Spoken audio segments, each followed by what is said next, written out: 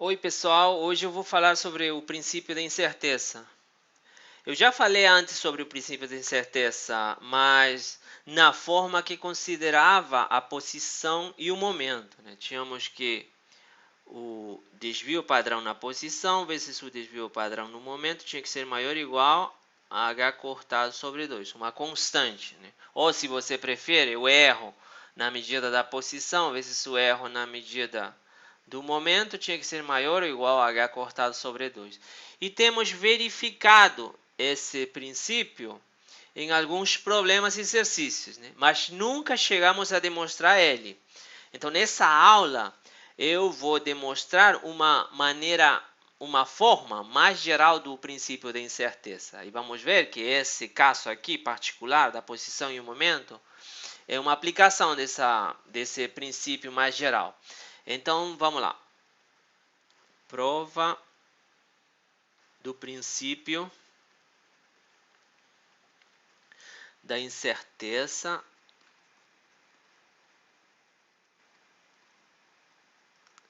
generalizado.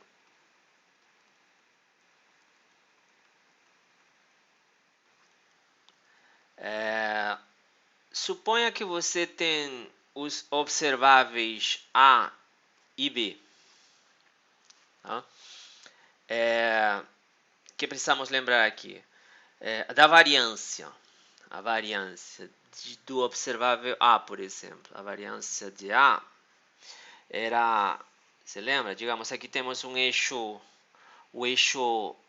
do observável A. Tá? Aí, em algum ponto aqui, você tem a média dos possíveis valores que você obtém de A. E você, em algum momento, você mede um valor de A. Está aqui, A. Então, essa distância, esse erro, vamos chamar de delta. A variância é a média, ou valor esperado, né? É o valor esperado de quê? Desses erros ao quadrado. Seria, esse erro é igual a A menos o valor esperado de A, né?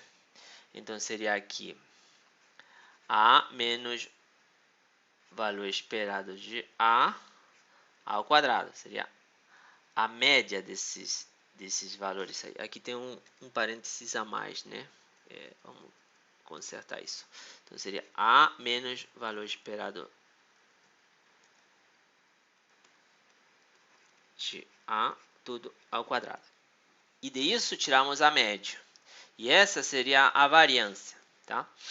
Então, a média, como é que calculamos a média? Temos aqui a função de onda, A menos o valor esperado de A ao quadrado, e aqui fecha a função de onda. Assim. Né? Aqui temos um termo ao quadrado. Eu vou pegar um desses termos, desse termo ao quadrado, e vou passar para o outro lado. Por quê? E posso fazer isso porque o operador A, como é um observável, é hermitiano. E o valor absoluto não tem problema, porque é um número. Então, isso vai ficar assim. Vou passar um cara para frente. A menos valor esperado de A, agindo na função psi. E aqui fica um só, já não fica mais ao quadrado, né? Não fica mais ao quadrado, acabei de falar isso. Em psi. Legal. Então, esse termo aqui é igual a esse termo aqui. Eu posso chamar ele de... Vou chamar ele de f.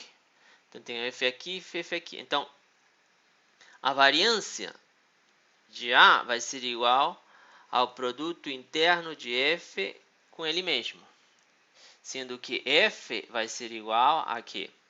A A menos o valor esperado de A vezes a função psi, função de onda, tá? Então, só que aqui já vem a ser operador, aqui já é operador, porque está agindo em cima da função de onda. Então, aqui é operador, tá? Então, aqui também é operador. Da mesma maneira para o observável B.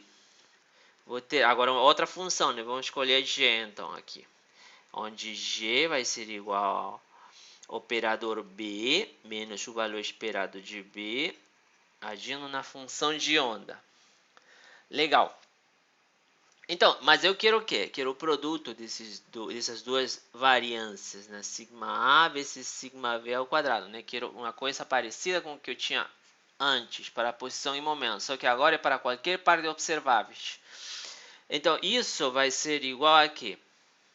Vou ter F, produto interno F, vezes G, produto interno G.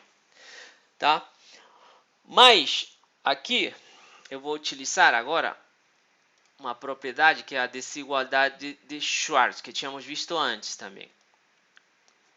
Aqui é a desigualdade. Só que, observe esse cara aqui. Ele é o F, produto interno, com ele mesmo, não é? E esse cara aqui é o G, produto interno, com ele mesmo também. Isso tem que ser maior ou igual, perdão, a F, produto interno G, que está desse lado aqui, né? Só que está ao quadrado. E aqui eu tinha como? Como é que estava? Dá para ver? Ah, não dá para ver. Deixa eu encolher um pouquinho mais, baixar aqui. Esse termo aqui é igual a esse termo aqui. Então, e ele tem que ser maior ou igual que esse termo aqui. Então, o produto das variâncias, sigma A, sigma V, as duas ao quadrado, tem que ser maior ou igual a F, produto interno G, tudo ao quadrado. Tá? Legal. Então, eu vou fazer outra mudança de variável aqui. Vou chamar por enquanto esse cara de Z. Tá? E Z, já que eu tenho apenas um produto interno aí, Z pode ser um número complexo. Então, posso expressar Z como uma parte real mais uma parte imaginária. Tá? Então, eu quero Z ao quadrado, né? Isso é igual a parte real ao quadrado mais a parte imaginária ao quadrado. E isso é maior ou igual que a parte imaginária sozinha ao quadrado, não é? Então, eu quero encontrar esse bzinho ao quadrado. Eu sei que Z é igual a mais IB. Então, C complexo conjugado vai ser igual a A menos IB. Se eu faço a diferença desses dois, vou ter que Z menos Z complexo conjugado vai ser igual a 2IB. Então, daqui eu tenho que B vai ser igual a Z menos Z complexo conjugado sobre 2 vezes I. Aqui é 2, né? Tá. Mas eu quero ver ao quadrado. Então, B ao quadrado vai ser igual a esse cara ao quadrado. Seria Z menos Z complexo conjugado sobre 2 vezes I ao quadrado. E vamos substituir aqui, ó. Aqui, tá? Então, eu vou ter que sigma A ao quadrado vezes sigma V ao quadrado vai ter que ser maior ou igual a...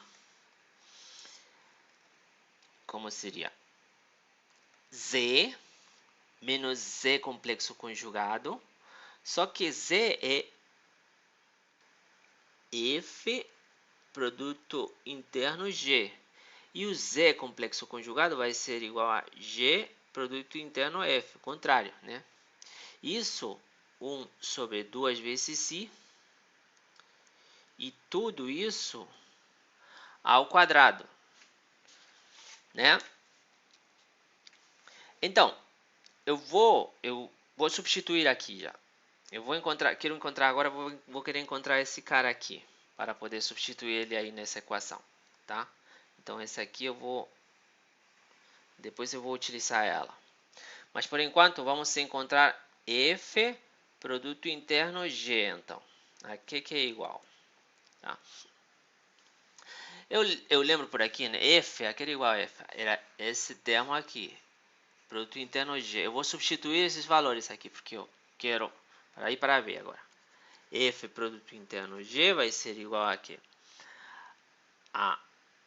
Aqui eu vou botar o F. A era A menos o valor esperado de A agindo na função psi. Isso vezes B, né, operador B, menos valor esperado de V na função psi. Legal. Agora, esse cara é hermitiano, posso passar para o outro lado. Isso vai ficar assim. A função de onda psi que ficou sozinha. E desse lado eu vou ter A menos valor esperado de A vezes V menos valor esperado de V. Isso em psi. Tá?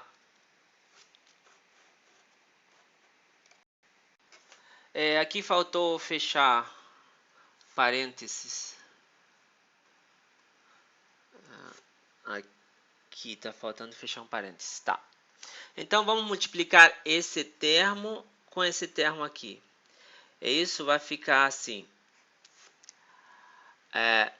Operador A vezes operador B menos operador A vezes o valor esperado de B menos valor esperado de A vezes operador B mais valor esperado de A vezes valor esperado de B. Isso, todo esse termo aqui sobre a função psi. Tá? Então, como ficaria? Aqui, ó, esses termos aqui, esses valores esperados, eles são números, tá? Então, eles podem sair fora do bracket, tá? Então, o primeiro não sai, né? O primeiro fica, porque são dois operadores. Então, ficaria operador A vezes operador V em psi. Menos, aqui eu vou tirar fora o valor esperado de B e dentro do bracket vou ter psi vezes o operador A em psi, produto interno, né? Menos, agora eu tiro o A, o valor esperado de A, perdão. Psi, produto interno, operador V em psi, menos valor esperado de A. Aqui os dois saem, valor esperado de V. E dentro fica psi vezes psi. Esse cara é 1. Esse cara é o valor esperado de B. Esse cara aqui é o valor esperado de A.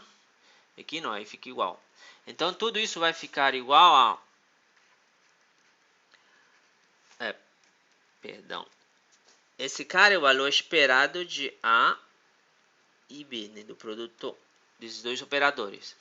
Então, ficaria A, B, menos B, valor esperado de B, vezes valor esperado de A, menos valor esperado de A, vezes valor esperado de V. Aqui era mais, aqui era mais. Mais valor esperado de A, valor esperado de V. Aqui é mais, né? Então, esse termo e esse termo se cancelam. Isso, então, F, produto interno G, vai ser igual ao valor esperado do produto dos dois operadores, A vezes V, menos... Aqui esses dois são números, né? Então, eles comutam. Então, posso colocar eles dessa maneira.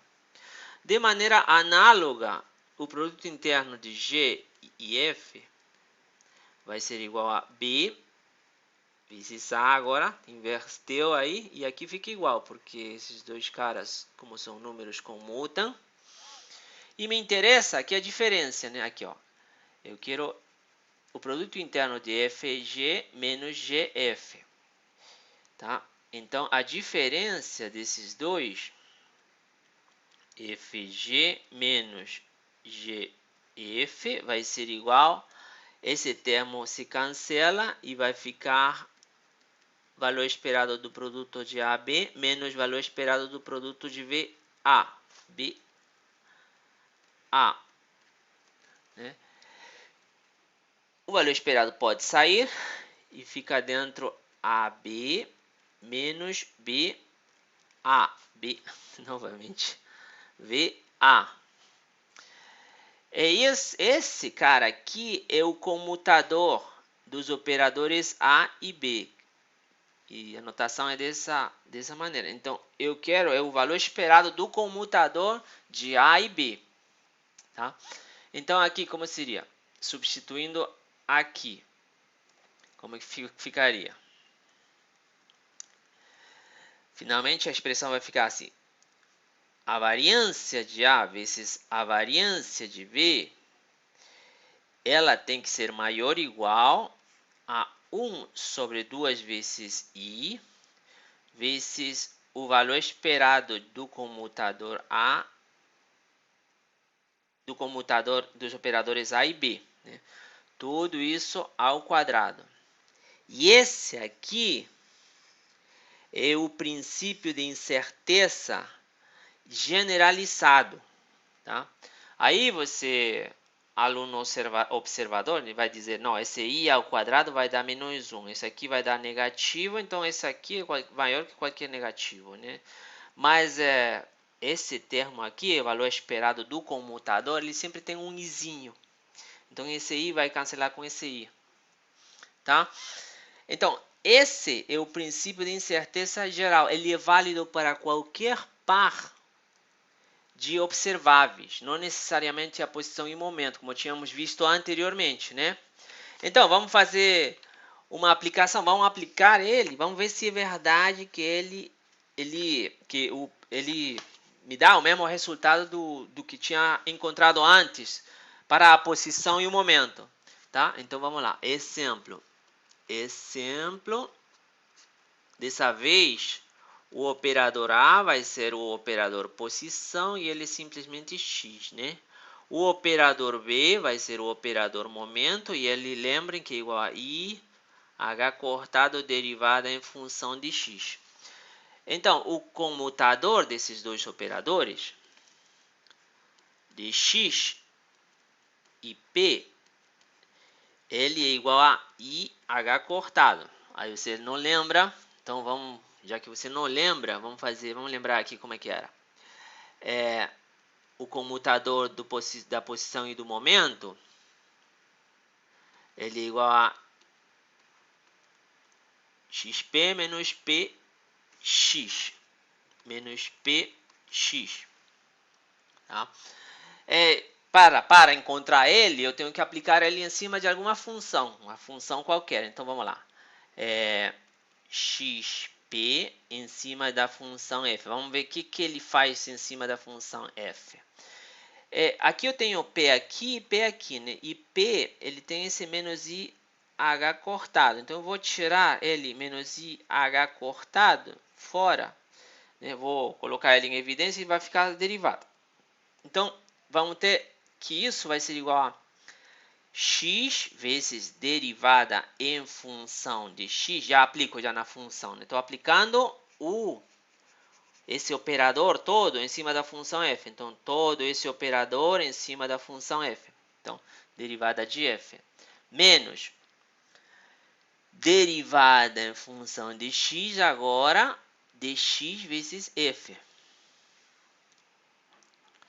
Esse termo aqui é derivada. Calma. Derivada do primeiro vezes o segundo. Derivada de x vai dar 1. Vezes o segundo vai dar f. Todo.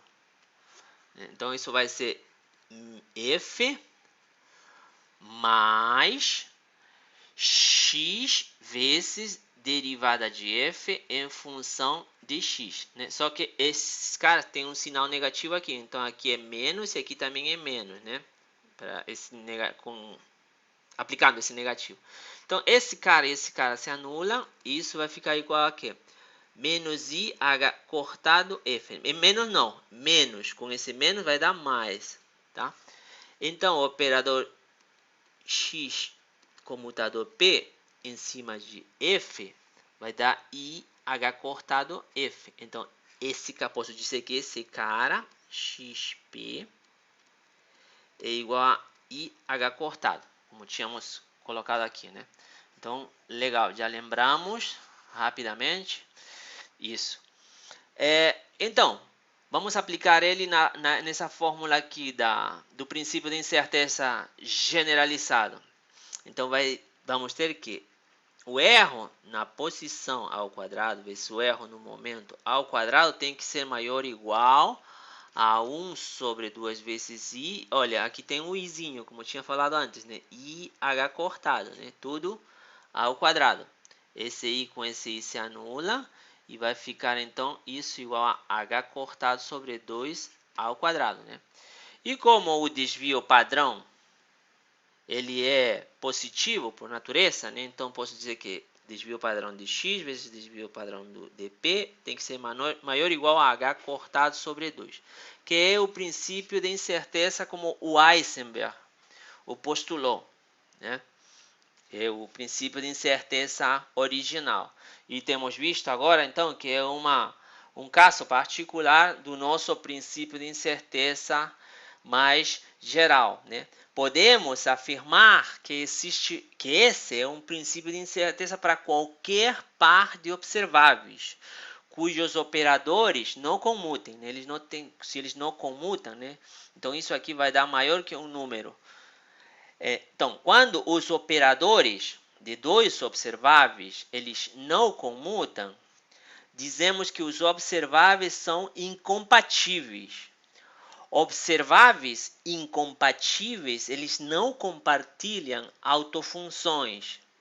Quer dizer que não existe um set completo de autofunções que seja comum para os dois observáveis. Isso matematicamente, isso pode ser verificado no caso das matrizes, né? Quando você não pode diagonalizar, quando duas matrizes não comutam, você não pode diagonalizar elas seguindo as mesmas transformações, né? Então, no caso agora de autofunções, das funções, você não tem quando os dois operadores não comutam, então eles não compartilham as mesmas autofunções. Então dizemos que esses operadores, esses observáveis, são incompatíveis, né? Os seus operadores não comutam, né? Então, não compartilham, não tem as mesmas autofunções, né? E esse é o caso da posição e do momento, né? Não temos não existe, né, autofunções que sejam autofunções da posição e do momento ao mesmo tempo.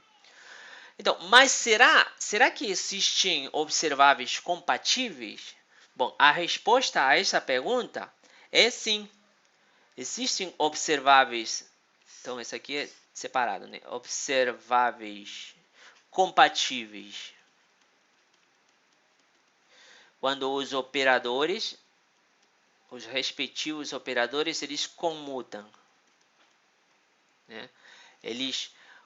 Existe um set de funções que é comum para ambos observáveis.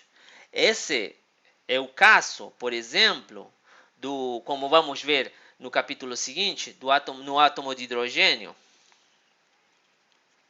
Vamos ver que os observáveis, o hamiltoniano, que seria a energia, né? Energia, a magnitude do momento angular.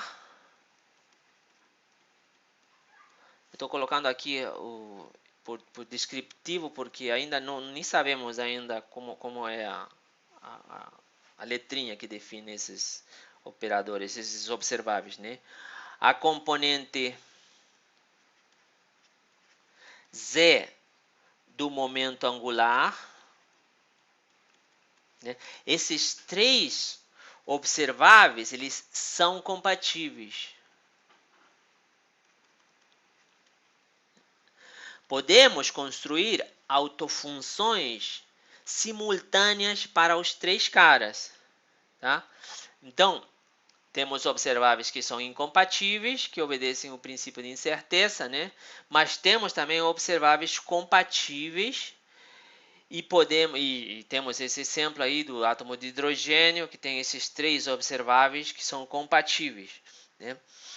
O princípio de incerteza, ele não é uma coisa nova, não é uma adicional, não é uma assunção extra. Ele é uma consequência. Então vamos botar aqui, princípio da incerteza, ele é consequência da interpretação estatística.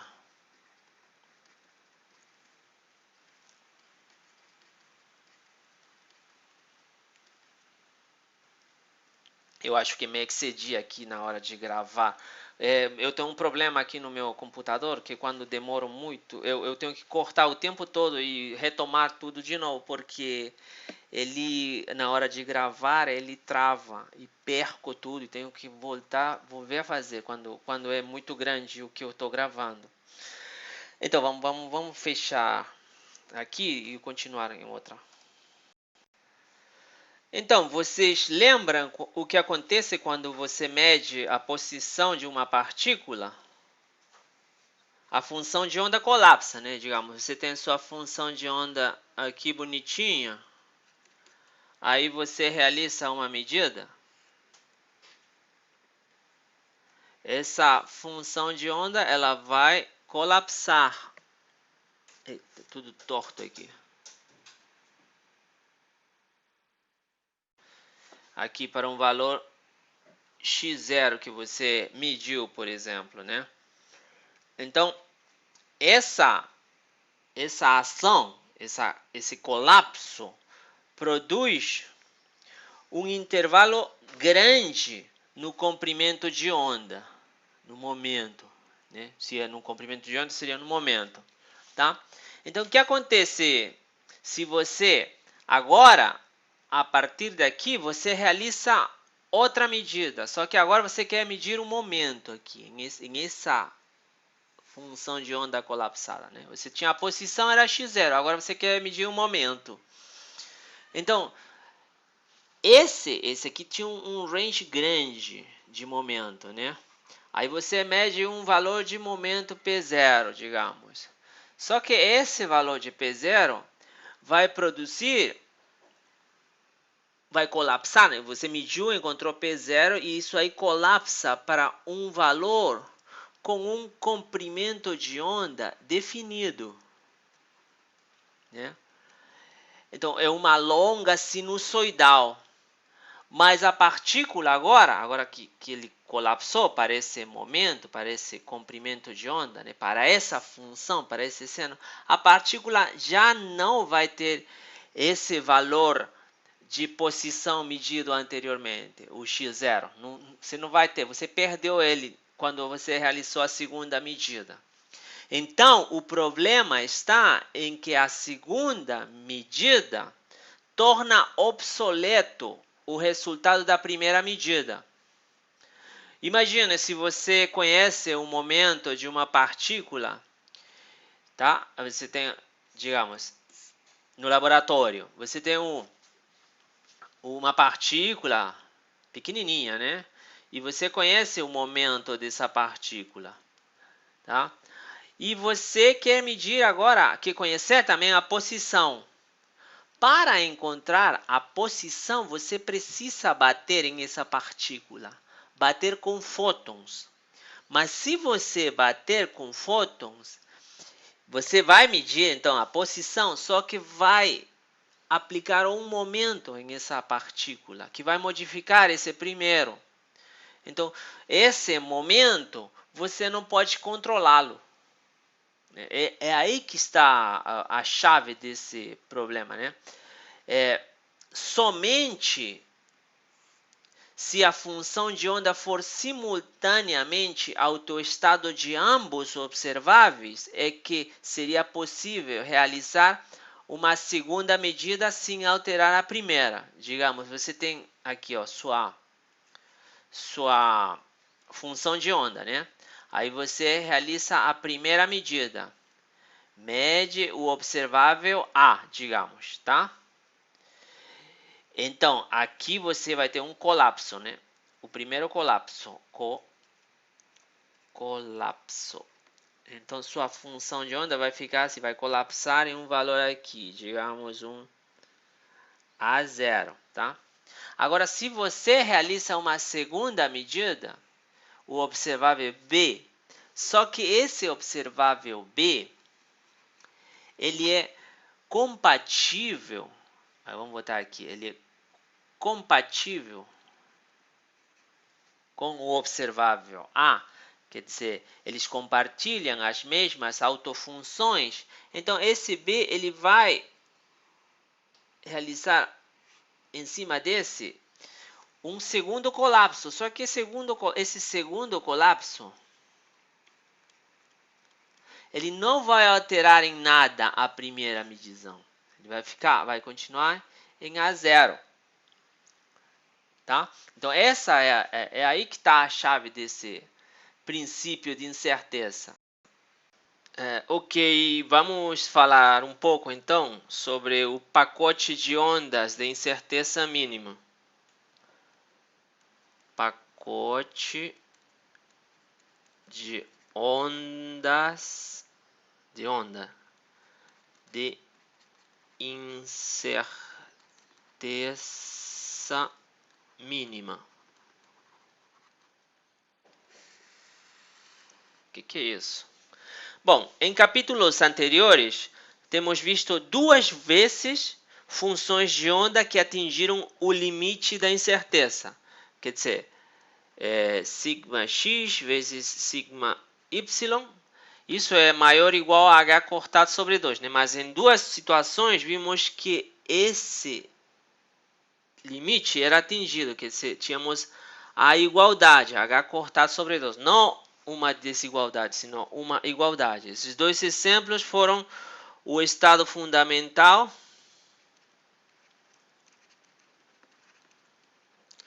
do oscilador harmônico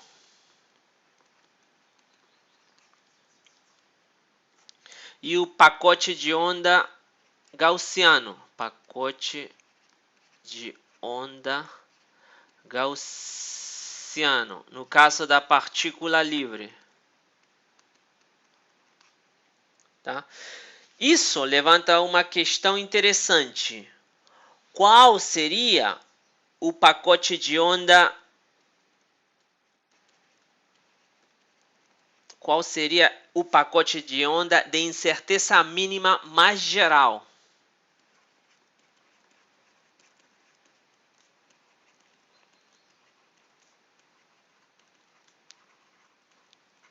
Qual seria esse pacote de onda mínimo?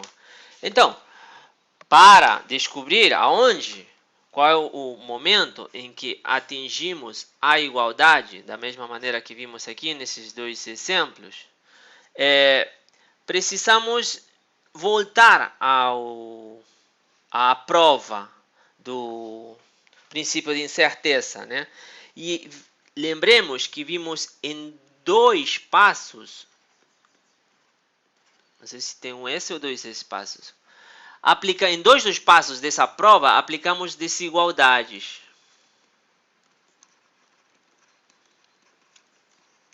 Esses passos eram a desigualdade de Schwartz, era o primeiro, onde aplicamos a desigualdade. E o segundo foi quando, lembram, tínhamos o valor de z ao quadrado, que isso é igual a ao quadrado, a parte real, mais a parte imaginária ao quadrado. E aqui aplicamos a desigualdade, maior ou igual que b ao quadrado, somente a parte imaginária ao quadrado. Então, vamos analisar as situações onde essas desigualdades se tornariam igualdades.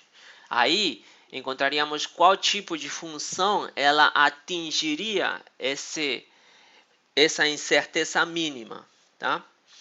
Então, quais seriam as condições? Vamos botar aqui 1 e esse cara é o 2. Para tornar a desigualdade de Schwartz uma igualdade, bastaria que a função g de x seja igual a uma constante vezes a função f de x. Verifique isso, por favor, deve ser muito simples. Então, esse número aqui, a função seria um múltiplo, né, da outra função. Aí a desigualdade se torna uma igualdade. Então, esse número aqui seria um número complexo. Vamos ver qual seria a condição, então, para tornar a segunda condição uma igualdade. Nesse caso, o 2, né? O real de z tem que ser igual a 0, né? Quer dizer, o azinho tem que ser igual a 0, né? Para essa desigualdade tornar-se uma igualdade. Então, o real de z é 0. E z, lembremos que z é igual a f produto interno g. Né? Isso tem que ser igual a 0. E como g é uma constante vezes f, isso aqui vai ficar c vezes f produto interno ali mesmo. Isso aqui, então, é 1.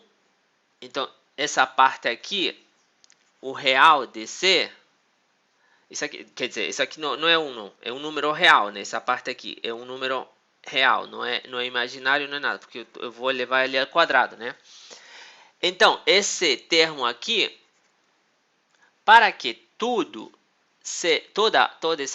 esse pedaço aqui, o real dele seja igual a 0, então o termo c, né, ele tem que ser imaginário.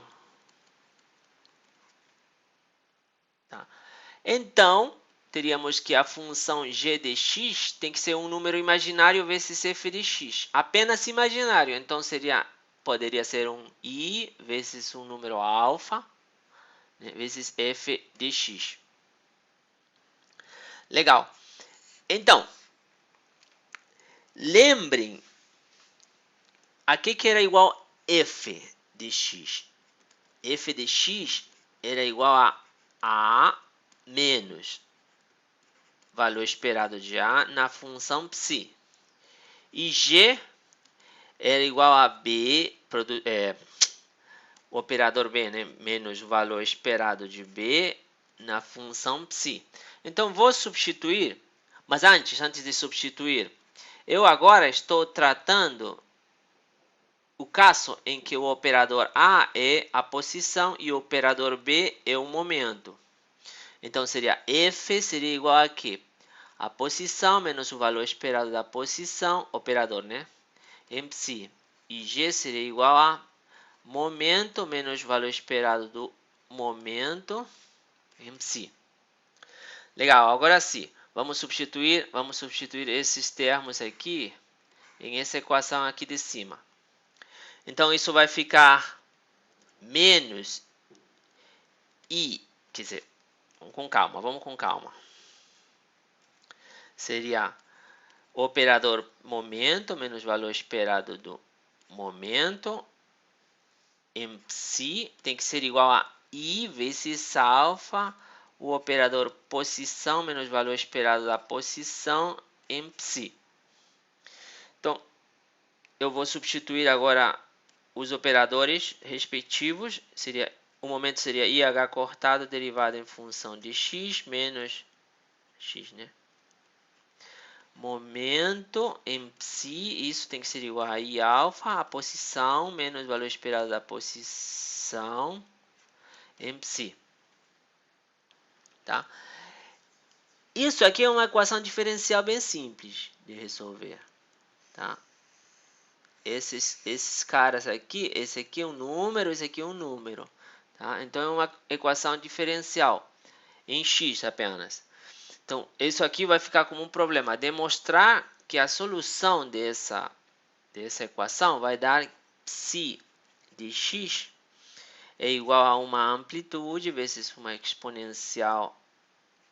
Temos aqui o termo alfa, x menos o valor esperado de x ao quadrado sobre 2 vezes h cortado, isso vezes outra exponencial, e valor esperado do momento, x sobre h cortado.